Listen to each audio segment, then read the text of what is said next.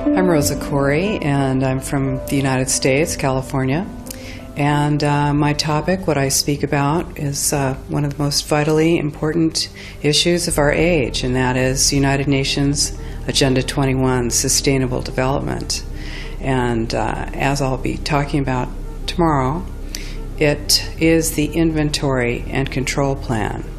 Inventory and control of all land, all water, all minerals, all plants, all animals, all construction, all means of production, all food, all energy, all information, and all human beings in the world. And this is a plan that was agreed to by 179 nations back in 1992. It's a United Nations plan. It's called the Agenda for the 21st Century. And so many of us around the world think that sustainable development, it just sounds so great. Isn't it about recycling and creative reuse and creating energy and food resources for everyone? And the answer is no, it really is not. It's about moving populations into city centers, concentrated city centers, and clearing them out of the rural areas. So I found out about it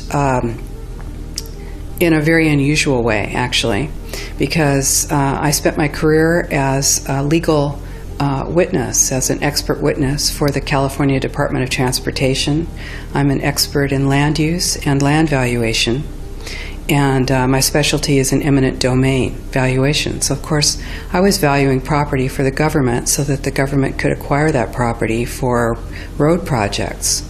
And what I found about 10 years ago, or 10 or 13 years ago, was that land actually, it was very difficult to say what it was worth because you couldn't know what people could do with it because they were being restricted from using their property.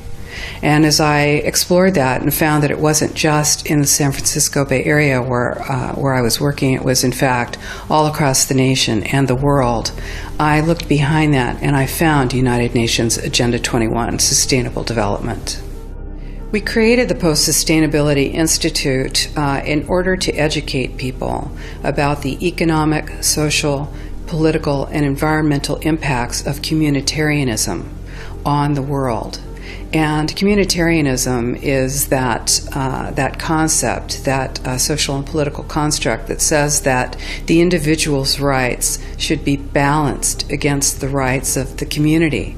And of course, the community is that amorphous, undefined community that when we talk about community, we think we're, of course, part of it and that, it's a positive thing. But really, community is constructed. It's constructed of non-governmental organizations, corporations, and government in order to dictate and regulate what it is that happens around the world. And we as individuals have literally no influence on that unless we are in agreement with it. If you dissent against the community, against communitarian law or against communitarian social tactics, you're rejected and basically made an outcast. And that is something that we wanted to expose to the world. And the reason that we created the Post-Sustainability Institute was in order to sue.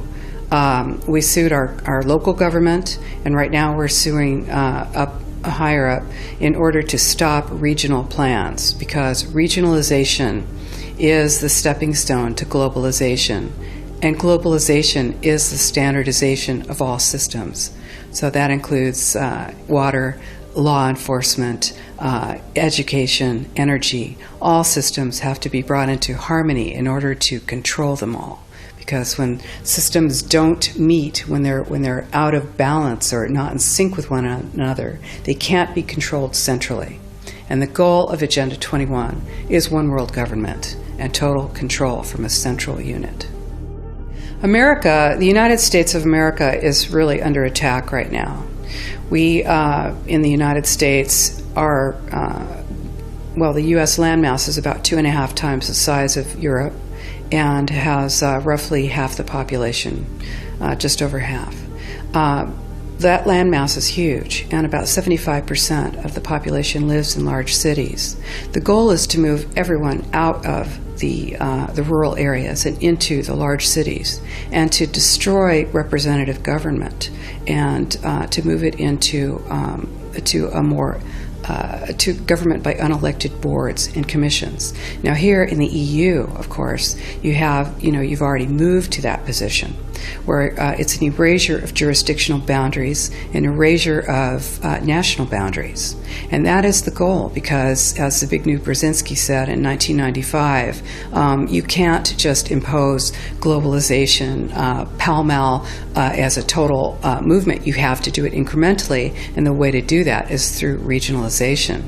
And in Denmark, for instance, in Denmark, well, every nation that signed on to Agenda 21 has its local Agenda 21 plan. And people in the United States are completely unaware of this. If I go out and talk about this, the United States press attacks me and calls me a conspiracy theorist, which is totally ridiculous. It is a conspiracy, but it's not a theory. It's a fact. Here in Europe, it's openly spoken about, local Agenda 21. And of course, here in Denmark, the Aalborg Principles, 1994, and then Aalborg Plus 10, 2004, was the European Roundtable for Local Agenda 21, was held here. And the principles are public-private partnerships, which is fascism. And this is how it's implemented on the ground, is through this joining together between corporations, non-governmental organizations, and governments in order to cut out the actual individual, your voter, and instead to take that to a level where we literally cannot penetrate. And this is the goal. So this is already far progressed in Europe. The three pillars of United Nations Agenda 21 are economy, ecology, and equity, the three E's, the social equity.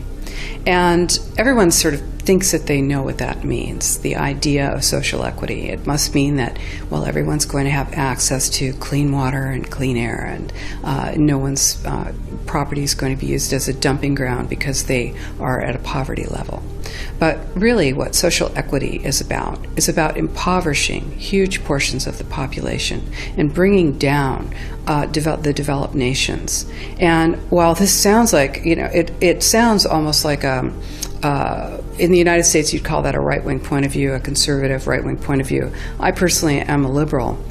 The idea that that something this drastic, this radical would be happening worldwide without people knowing it.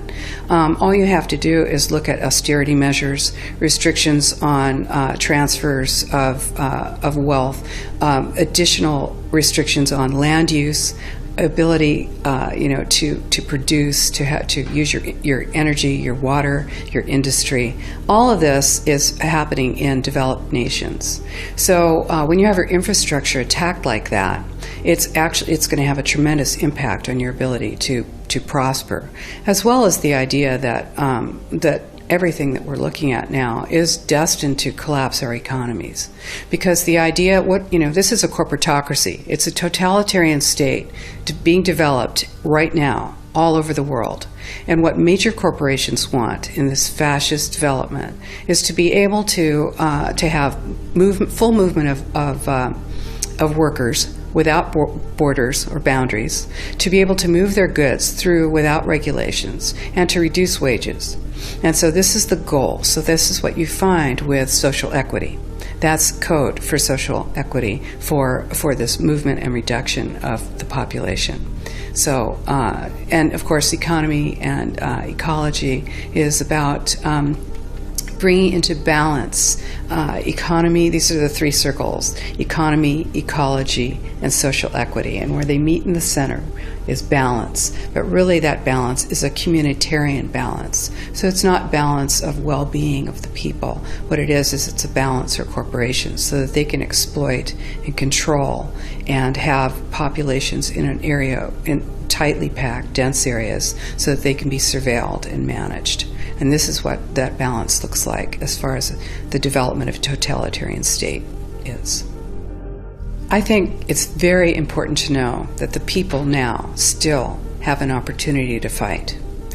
All of us across the world understand that our individuality is at stake here. our most